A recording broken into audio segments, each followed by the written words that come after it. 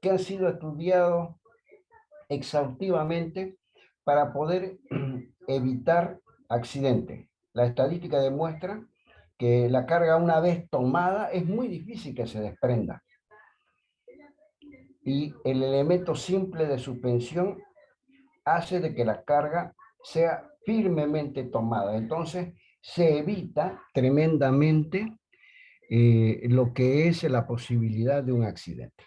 Esa es la misión. Además, ahorra, produce un ahorro considerable, perdón, de mano de obra, que es muy apreciada en los países desarrollados la mano de obra, puesto que se paga por horas.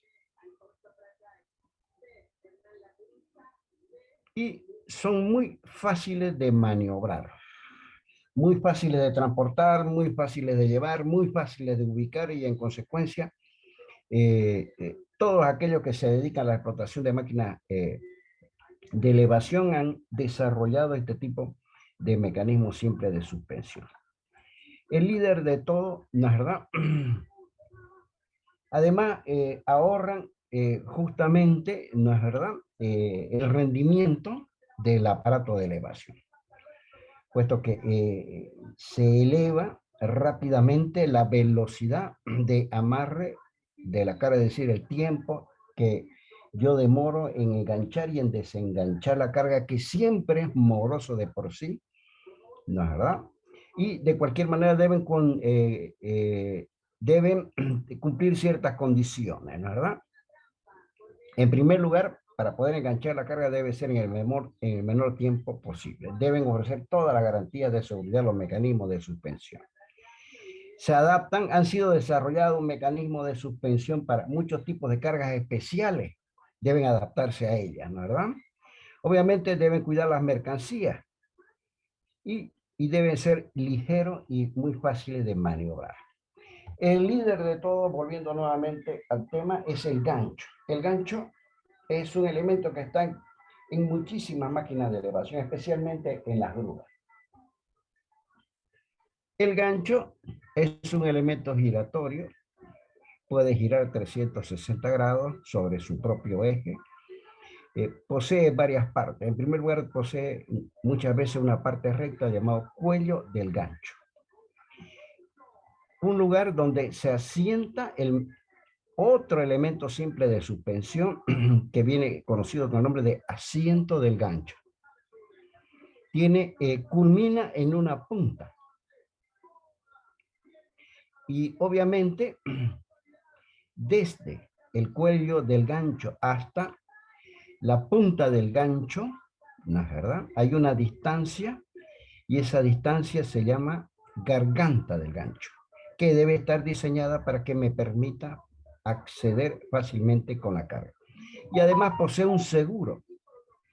No hay actualmente ganchos, o sea, no se desarrollan en la actualidad ganchos que no posean seguro, hasta los más pequeños ya poseen seguro. El seguro cumple una función vital hasta tal punto que no se permite la operación de un gancho que no posea seguro o que no tiene previstos los aditamentos en el momento de su fabricación para podernos, ¿verdad?, montar posteriormente un seguro. Y obviamente tiene muchos movimientos. Tiene marquillas también. Marquillas que me permiten estivar la carga con seguridad. Como pueden observar ustedes, 45 grados tiene en el lado derecho y en el lado izquierdo. Quiere decir que la carga no es conveniente izarla si lo que va colgado supera los 90 grados respecto a la vertical. Obviamente, el gancho es un mecanismo de seguridad. Este mecanismo de seguridad requiere una verificación luego de su construcción.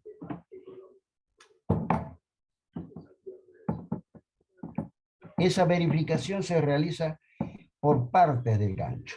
Lo primero que se verifica, y lo vamos a hacer rápidamente, es el cuello o parte recta del gancho, o el vástago del gancho.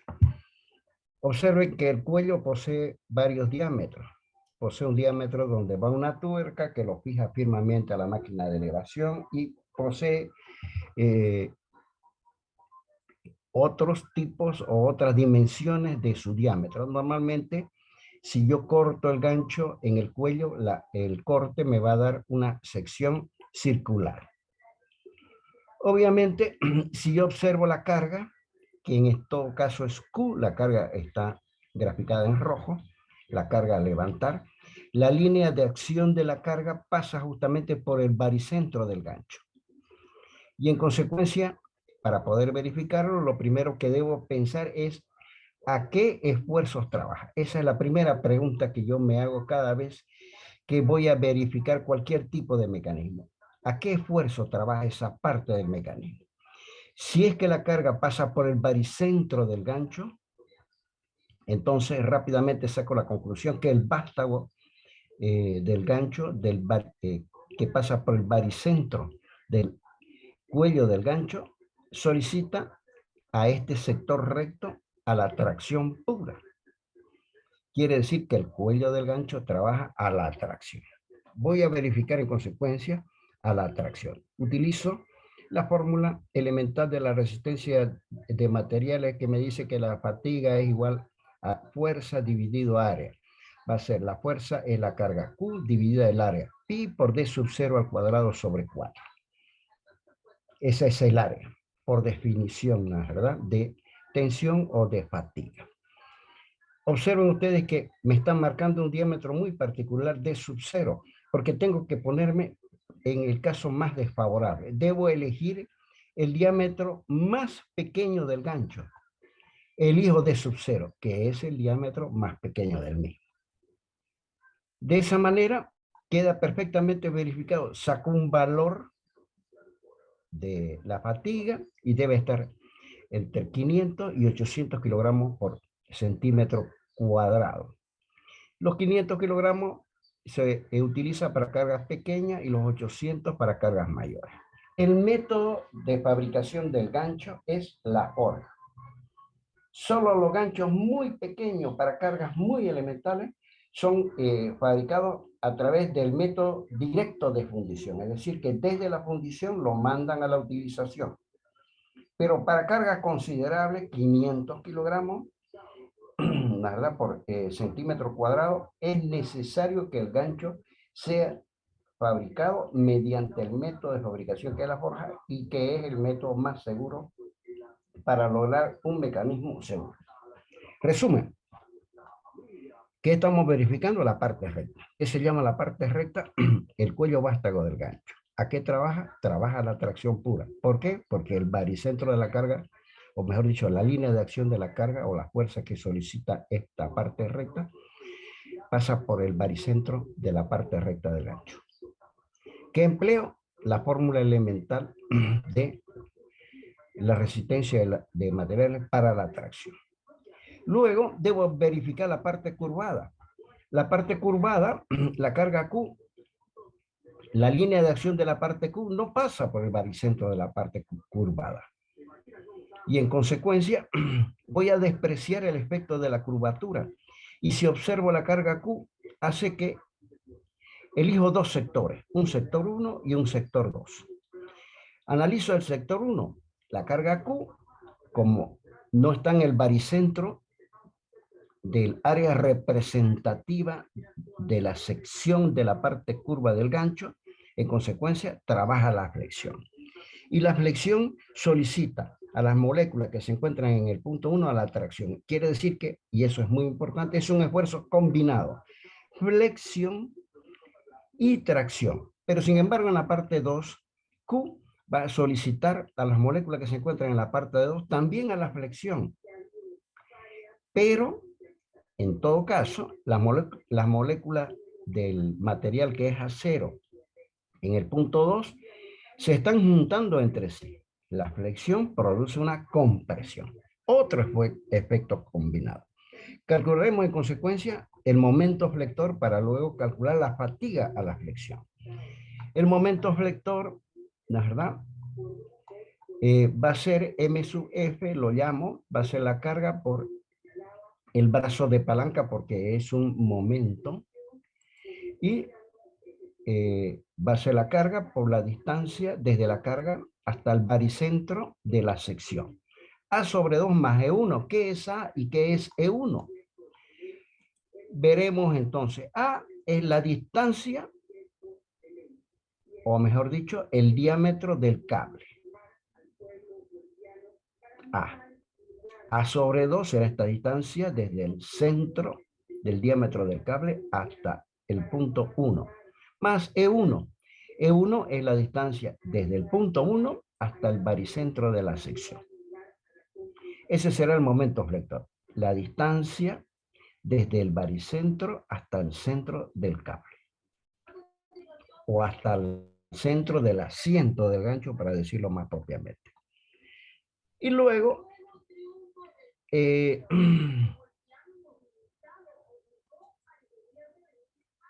la fatiga va a ser el momento flector dividido el módulo resistente, donde el módulo resistente está en función del momento de inercia. Y la compresión va a ser el momento flector dividido el módulo resistente en el punto 2. Bien, para el punto 1 y para el punto 2. Y la tracción pura va a ser igual a carga dividida área. ¿Qué área sería? F sería el área. El área es el área rayada. Y observen ustedes que el área rayada es un trapecio.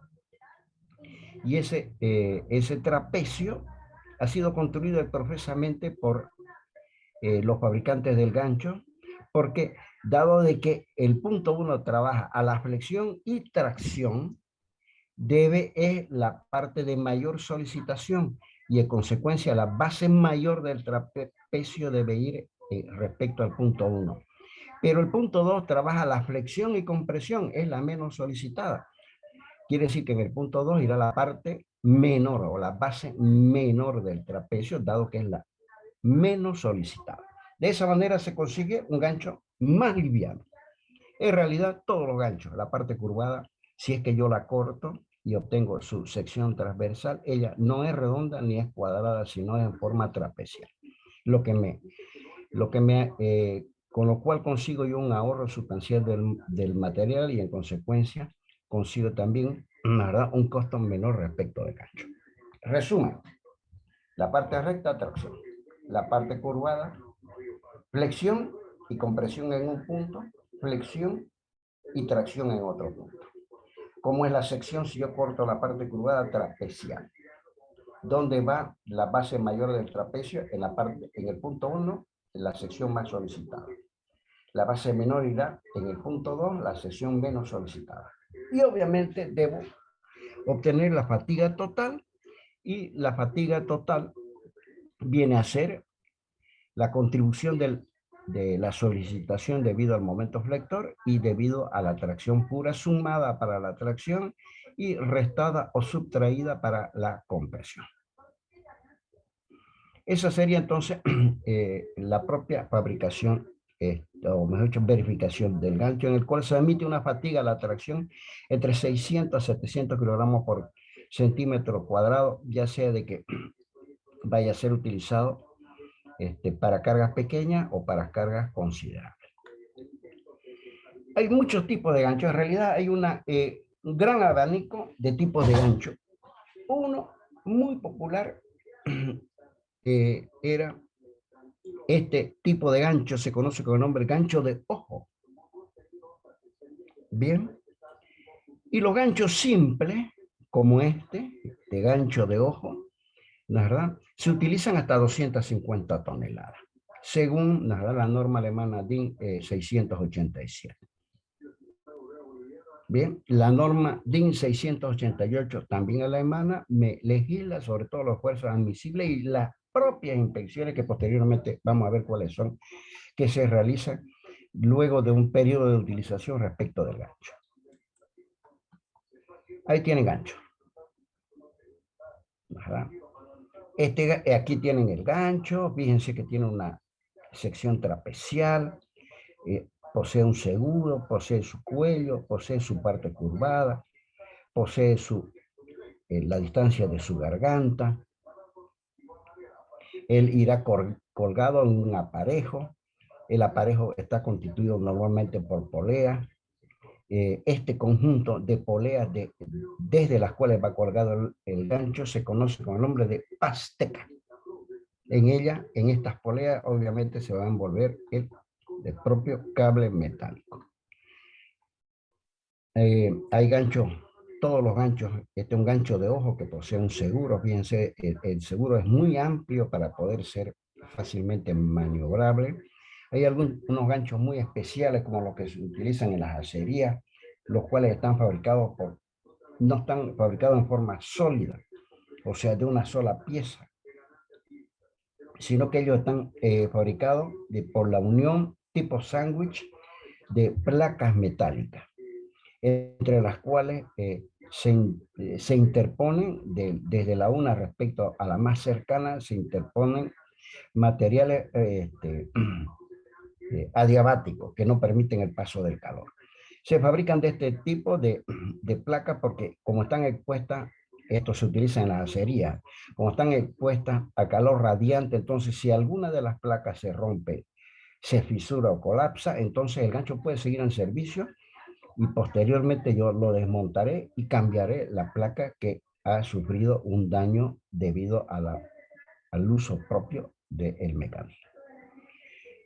Por encima de las 250 toneladas se utiliza un gancho doble. Observe que el gancho remata en la parte superior del cuello en una rosca donde irá una tuerca. Esta rosca es irreversible. Quiere decir que la rosca del gancho posee filetes muy amplios que no permiten el giro propio de la tuerca, con la cual se asegura el gancho a la pasteca. A la pasteca.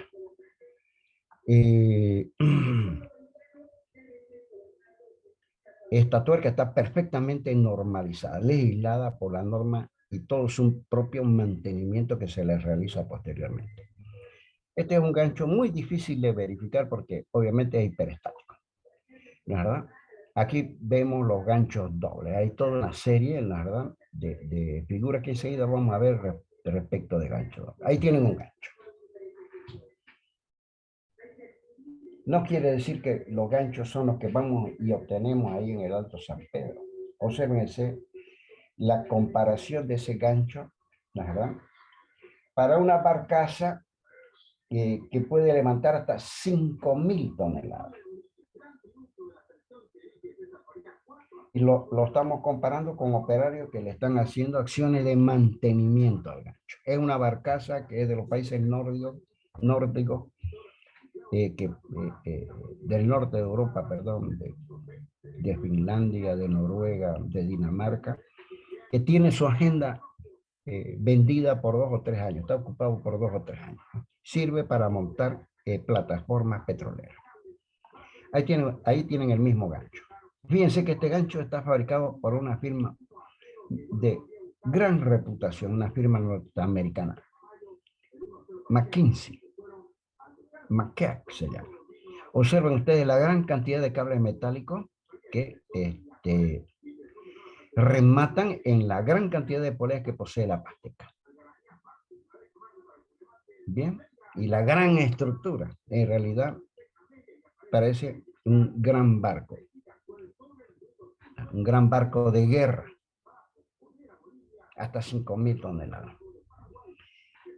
El gancho, habíamos dicho, aparte de poseer un seguro, posee 2 marquillas que me permiten leer una vez leídas las especificaciones técnicas, saber las dimensiones que tiene la garganta del gancho. Porque posteriormente vamos a ver que el gancho, o sea, la garganta puede con el uso, puede variar de dimensiones y es necesario saber eso rápidamente. Y aquí podemos observar su gran rosca amplia con la cual el gancho es fijado al resto de los mecanismos y su gran seguro y las marquillas que me dan los 45 grados. Él va montado sobre un mecanismo que le permite un giro de 360 grados. ¿De acuerdo? Aquí lo podemos observar en la misma microfotografía. La tuerca que va fijada sobre, o sea, que va hermanada a la rosca de la espiga del gancho, es asegurada a través de un pasador, de un seguro. Jamás debe ser reemplazado este pasador por otro elemento que no sea el que ha sido exprofesamente fabricado por el fabricante propio del gancho. No es conveniente jamás, la norma lo prohíbe exprofesamente, poner una barra cualquiera de hierro. Muchos de ellos, en algunos casos, se han detectado en la inspección del gancho que han puesto un retazo de electrodo para hacer soldado. La rosca debe ser evaluada permanentemente. La longitud de este seguro debe tener una longitud tal, al menos de una dimensión que abarque desde una cara de la tuerca hasta la cara contrapuesta, dado que las tuercas son sextavadas, es decir, tienen 6 caras, es un hexágono. Nunca la tuerca se debe deteriorar. Si por alguna razón observamos un deterioro superior al 15-20% debido a la corrosión de las medidas originales de los filetes de la rosca del vástago, de la espiga del vástago, él debe ser sacado inmediatamente fuera de operación. Jamás se debe practicar ningún tipo de maquinado de aquel que hubiese logrado el fabricante. Nunca se debe perforar por ninguna razón la espiga. Bien, como el gancho debe girar los 365 grados y el giro debe ser muy, muy suave, existen destorcedores. Quiere decir que el gancho, fijado por su tuerca, puede girar sin aplicar un gran esfuerzo los 365 grados. Puede realizar un giro completo el gancho. Este mecanismo de unión, no es verdad, permite el giro. Muchos de ellos, para evitar realizar mayores esfuerzos, los destorcedores poseen rodamiento de bola o rodamiento tipo esférico, que le permiten un giro con mucho menor esfuerzo. Se conoce con el nombre de destorcedor. La inspección del gancho debe ser escrupulosa, ¿no? A tal punto que los que explotan la máquina de elevación cada año hacen una inspección. Y esa inspección, muchas de las empresas explotadoras de este tipo de mecanismos no permiten que el propio personal que trabaja en la compañía realice la inspección. Realizan una auditoría técnica contratada a tercero. Cualquier tipo de imperfección, cualquier tipo de corrección que se hubiese hecho sobre el gancho, necesariamente debe quedar perfectamente anotada en un formulario especialmente diseñado para tal efecto, y esa información debe ser guardada escrupulosamente para que la futura inspección tenga en cuenta las imperfecciones y las correcciones que se han tomado. Si existiesen grietas, fracturas, cortes, canales, cualquier tipo de estos defectos, se puede corregir fácilmente puliendo el gancho. Se agarra una piedra esmeril y se pule el gancho, pero jamás el desgaste debe ser superior al 10% del tamaño original que tuviese el gancho. Si se encuentran fracturas, las fracturas son defectos mayores que la grieta, el gancho debe ser inmediatamente retirado, sin pensarlo, por más que tenga un valor cuantioso. El asiento, esta parte de acá, se desgasta. Su desgaste no debe ser superior al 10% de la medida original. Y además el seguro debe estar en perfectas condiciones. Cualquier contratiempo que posea el seguro, de que él no pueda retraerse fácilmente, de que él no tenga una operación muy suave, de que tenga algún defecto como fisura o fractura, el gancho debe ser sacado de servicio y es reparado respecto a su seguro. Jamás se debe corregir ningún defecto del gancho a través del método de soldadura. Nunca. Porque hay algunos usuarios que si ven una gota de soldadura sobre el gancho, suponen que él ha sido reparado a través del método de soldadura y no utilizan más el gancho.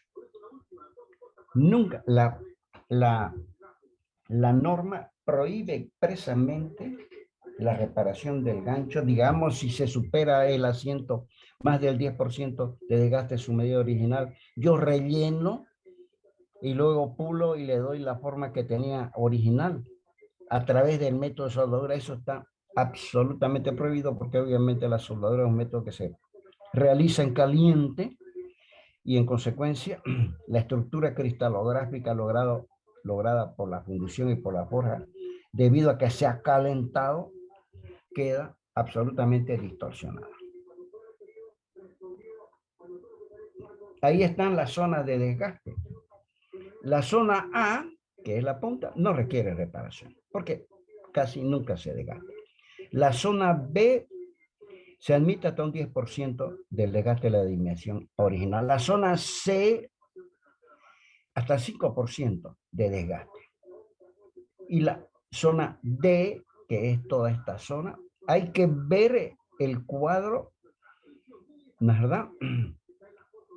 Del tamaño mínimo de la roca, dado que la espiga del gancho normalmente va rocada, cuando el gancho no es de oro. El seguro del gancho es un elemento vital. En realidad, no se puede operar un gancho que no posea el seguro. El seguro no tiene la misión, vamos a ver acá.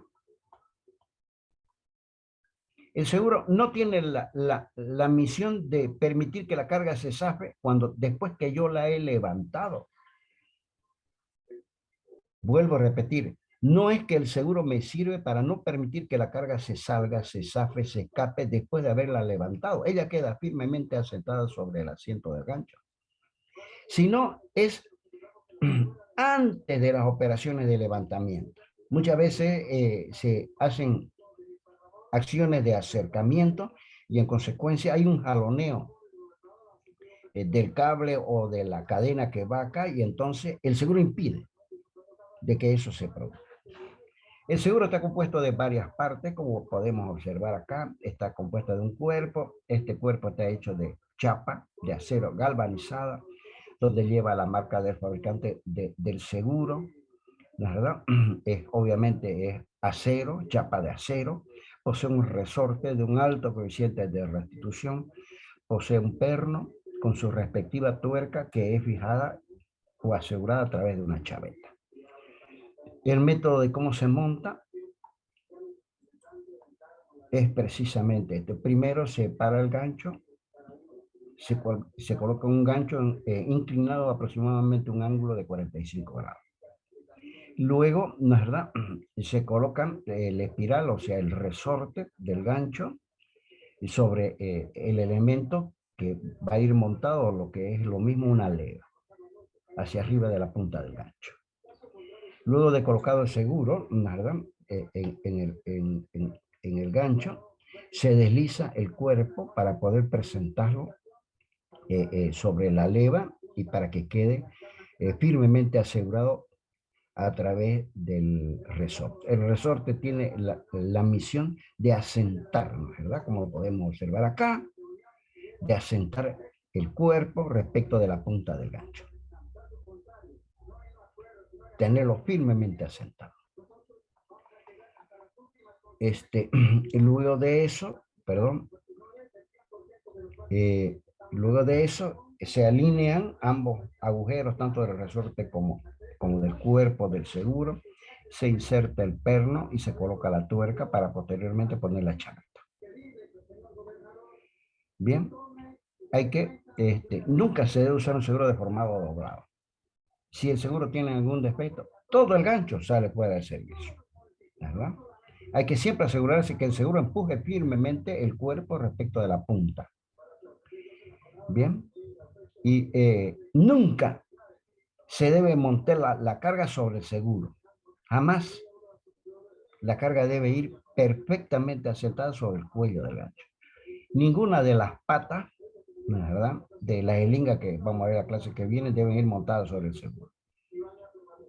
Pueden ocurrir, se puede zafar la carga y de esa manera desequilibrar completamente la máquina, o sea, la máquina en su conjunto, o permitir el desprendimiento de la carga produciendo accidentes gravísimos. Bien.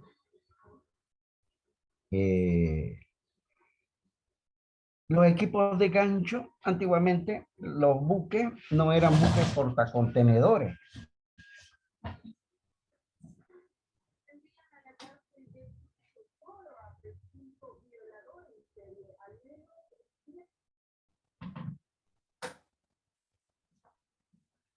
Los barcos en la antigüedad era un casco en el cual la carga iba dentro del buque, bajo una plataforma, una tapa que tenía el casco llamada cubierta del buque o cubierta de la nave. Antiguamente, las máquinas de elevación debían meterse dentro, por debajo de la cubierta, para ser enganchadas y luego izadas a través de la máquina de elevación.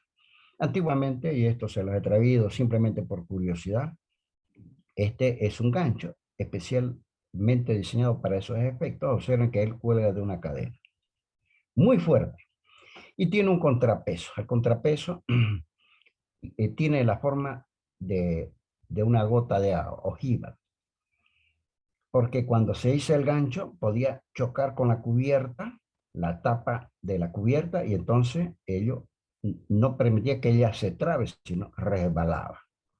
Y además era un contrapeso que hacía de que todo el sector de los cables de acero de la máquina de elevación, todo ese sector de cables de acero quede entensado, para que el operario, el operador de la grúa, pueda tener una perfecta visión respecto, ¿verdad?, en el momento del izaje. Que quiere decir que cuando él está cayendo, bajando sin carga, los cables metálicos que soportan todo este sistema quedan vivoreados, y en consecuencia eso siempre implica un error para la correcta operación del que maneja, el que tiene el comando de la grúa.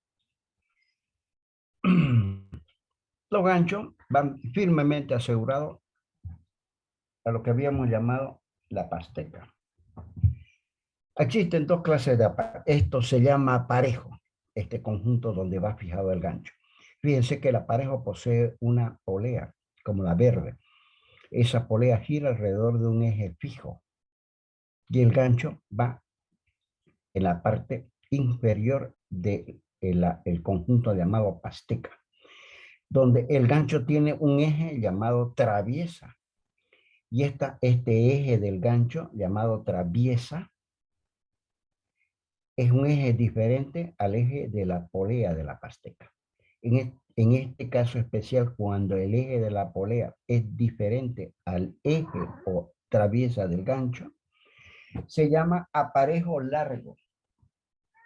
Y su nombre está muy bien puesto porque es bastante, de una longitud bastante considerable. Observe que esta es la tuerca del gancho, que está roscada en la espiga del gancho que habíamos visto en diapositivas anteriores. Y ella asienta sobre la traviesa del gancho o eje del mismo. Y interpuesto entre ambos sectores hay un rodamiento de bola que permite el giro del gancho suavemente a los 360 grados para poder orientarlo respecto a la carga. Además, todo este conjunto va protegido mediante un cárter. Ese cárter es metálico, está hecho de placas de acero muy robustas, que ante cualquier eventualidad, cualquier choque, la polea y todos los elementos del gancho queden perfectamente protegidos. Bien, cualquier golpe se realiza sobre el cárter y no sobre los elementos que componen la pasteca. Es lo mismo que el cárter de un motor de combustión interna. La parte de abajo yo choca con una piedra, no me agrede las partes interiores delicadísimas del motor de combustión interna. La traviesa del gancho, obviamente, aquí veo, la verdad, aparejo largo, fíjense la polea, el gancho propiamente dicho, ¿verdad? El eje o traviesa se verifica, fíjense, esta es la pista de rodamiento, este es el eje o traviesa del gancho donde se asientan el rodamiento sí, ¿cómo se llama? De rodillas de esférico o rodamiento de bola. Él trabaja, o sea, la traviesa trabaja la flexión. Su cálculo es muy elemental. Se utiliza la expresión de la fricción de fuerza, carga, en todo caso, por distancia dividido 4. ¿De acuerdo? Ahí tienen fotografías de gancho. Fíjense la cantidad de poleas que posee la pateca. Este es un aparejo largo. El, eh, los, el eje de todas las poleas es diferente al eje propio del gancho.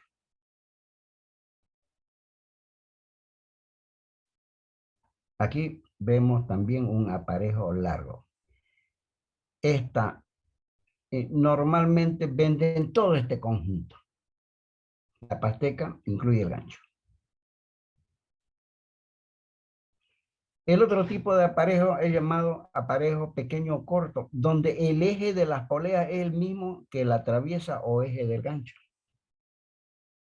Por eso este es un aparejo extremadamente apreciado, porque requiere mucho menos mecanismo, es mucho menos liviano y en consecuencia mucho más económico. Vuelvo a repetir, se distingue del anterior aparejo, dado que en este aparejo pequeño o corto, el eje de la polea es el mismo eje del gancho o lo que es lo mismo la traviesa. La traviesa también, el esfuerzo líder es el esfuerzo de la flexión. ¿Bien?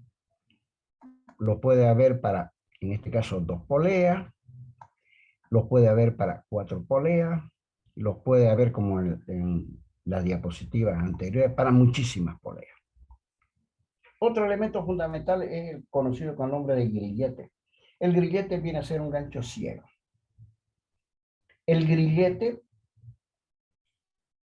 es un mecanismo simple de suspensión muy común. Existen el grillete estrictamente cerrado. En realidad, este tipo de grillete se utiliza muy poco, dado que es muy difícil insertarle la carga.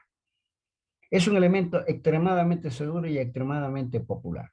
Este otro tipo de grillete está compuesto por 2 patas y que tiene un eje removible, y esta pieza, si remuevo el eje, cae. Meto la carga y luego cierro y aseguro mediante una chaveta. Obviamente, los más comunes son estos. Existen muchos tipos de grilletes de acuerdo a la carga y al movimiento de la carga que yo voy a propiciar. Existen los grilletes de pernos redondos, que es una U con un agujero en la cual se inserta un pasador. El pasador no es roscado. El pasador es asegurado a través de una chaveta. Existen estas dos, digamos, formas de constructiva. Observen ustedes que tiene datos. El primer dato es la firma o sea, la marca del fabricante, en letra sobre relieve. Tiene las marquillas de los 45 grados. Y además tiene algo fundamental, la cantidad de peso que se puede levantar con este tipo de mecanismo. Nunca se debe utilizar un grillete si no tiene la firma del fabricante y no tiene algo, eso fundamental, que es la cantidad de peso factible de levantar con este tipo de mecanismo. Este grillete permite solamente cargas verticales. No permiten que la carga gire sobre el pasador. Este otro tipo de grillete, no es verdad, es con perno, ya no con pasador y tuerca. El perno pasa, posee una tuerca y una chaveta para que la tuerca no se desmonte, no salga. Fíjense, aquí está la firma o la marca, el nombre del fabricante, Crossbiz. ¿No es verdad? Las marquillas de 45 grados y obviamente la cantidad de carga que es posible levantar con él. Este permite que la carga pueda deslizar sobre él y puede soportar cargas laterales. Esto es otro tipo de grillete, donde en vez de tener un perno y o sea, un perno roscado con su tuerca y su chaveta aseguradora, el perno directamente asegura sobre el grillete, quiere decir de que esta parte del grillete estaría roscada. Este tipo de grillete permite la elevación de cargas verticales, laterales, pero no permite el deslizamiento de la carga sobre sí mismo porque corre riesgo de desenroscarse. Y por último, este que se conoce con el nombre de grillete de cuerpo ensanchado. Estos, si yo los corto, son de sección redonda. Este no es de sección redonda, sino el cuerpo propio del grillete está ensanchado. Es muy apto para utilizar eslingas de material sintético que vamos a ver en la clase que viene. Protege la eslinga de material sintético que es muy sensible al corte del material del cual ella está fabricada. También deben inspeccionarse los grilletes, ¿verdad? Deben usarse siempre el tipo adecuado de grillete. Eso es fundamental. El inspector debe tomar el grillete adecuado para ese tipo de levantamiento, ¿verdad? Y luego debe verificar la capacidad de carga del grillete. Nunca se debe utilizar un grillete capaz de levantar una tonelada para levantar 5. Ningún usuario permite el uso de los grilletes, la verdad, que no tengan la capacidad en letra sobre relieve sobre el mismo.